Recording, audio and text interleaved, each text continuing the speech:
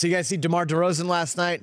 He finally talked his first comments with Chris Haynes on ESPN about the shocking trade from Toronto to San Antonio. Caught me completely off guard. So to hit me with that at midnight out the blue, like, come on. 2 days prior, it was asked, is anything going on? If it is, just let me know, because the rumors keep coming up. I felt like I wasn't treated with what I sacrificed for 9 years, with the respect that I thought I deserved, by just giving me the say-so of letting me know something's going on, or it's a chance. That's all I wanted. It's been tough, had its roller coasters, up and down, just trying to get acclimated to, changing teams. You know, I will say this to DeMar DeRozan, who I've never met. Yep. Okay? And have heard great things about.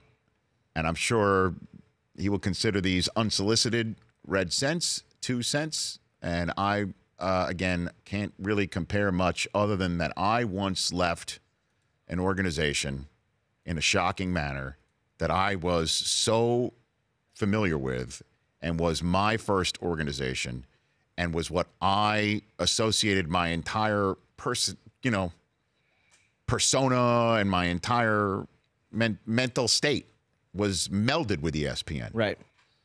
And we parted ways, and it was a shock to me, too. I was told a lot of things that turned out to not be true, and I went to another spot, and it took me a long while to get over it. To this day, I'm still waiting for my ESPY invitation. 16 years. But after a while, I realized, okay, yeah, so they didn't want me around anymore, and they weren't straight up with me, and they made an attempt to try and keep me around, but it all turned out to be empty and hollow.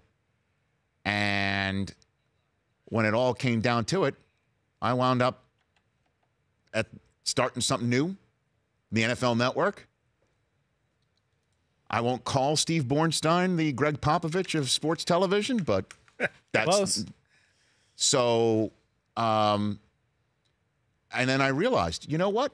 The NFL Network, and everything they stand for wanted me to be the front guy, and that's worth a hell of a lot. And I'm now making something my own. So when it all comes down to it, DeMar DeRozan, you were considered equal value for Kawhi Leonard.